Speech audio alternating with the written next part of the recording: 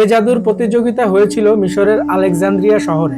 মুসা আলাইসাল্লামের দেখানো দুটি মুজেজার প্রতিক্রিয়ায় ফেরাউন ও তার দরবারের লোকেরা জাদুকরদের জড়ো করার সিদ্ধান্ত নেয়। তারা জাদুর মাধ্যমে মুসা আলাইসাল্লাম ও তার ভাই হারুনকে অপদস্থ করে জনগণের উপর তাদের প্রভাব কমানো বা বিলুপ্ত করা সম্ভব হবে বলে ভেবেছিল। ফেরাউন 12,000 দক্ষ জাদুঘর জড়ো করেছিল। তাদের মধ্যে প্রসিদ্ধ 5 জাদুঘরের নাম ছিল সামুন, সাদুর, গাদুর, খতাত ও মুসাফা। সামুন অন্য 4 জনের গুরু ছিল।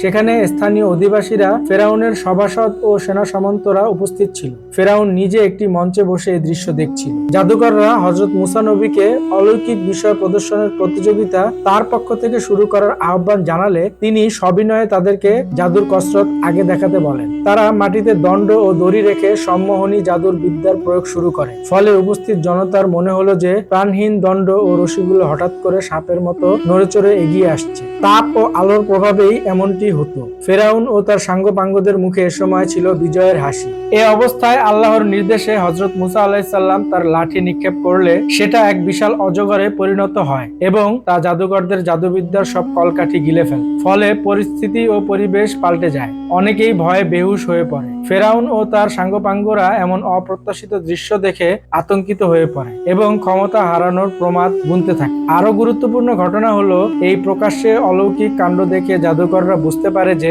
এটা কোনো চোখে ধুলো দেওয়ার ঘটনা বা চালাকি নয়, বরং ঐশী বাস্তবতা। তাই তারা সিজদায় অবনত হয় এবং প্রকাশ্য ঘোষণা দিয়ে স্বীকার করে যে মুসা আলাইহিসসালাম সত্যি আল্লাহর নবী ও তার প্রতি ঈমান আনে। অপদস্থ ফেরাউন তাদের হাত পা কেটে ফেলার ও গাছের সঙ্গে লোহার বড় বড় পেরেক দিয়ে বিদ্ধ করে হত্যার হুমকি দেয়। তা সত্ত্বেও জাদুকররা ঈমানের উপর অবিচল থাকে। আল্লাহর কি মহিমা! সেদিন সকালেও জাদুকররা ছিল কাফির বা অবিশ্বাসী। জোহরের আগেই তারা জাদু দেখায়। জোহরের সময় তারা ঈমান আনে আর আসরের সময় ক্রুদ্ধ ফেরাউনের নির্দেশে তাদের হাত পা কাটা হয়। মাগরিবের সময় তাদের ক্রুশবিদ্ধ করা হলে তারা বেহেশতবাসী হয়। জাদুকররা ঈমান আনায় মিশরের বহু মানুষ ঈমান এনেছিল। তাদের সবাইকে উজির হামানের পরামর্শে বন্দী করেছিল ফেরাউন। এরপর ঘটেছিল ফেরাউনের দলবলের উপর নানা আযাব বা খোদাই শাস্তি আসার পালা।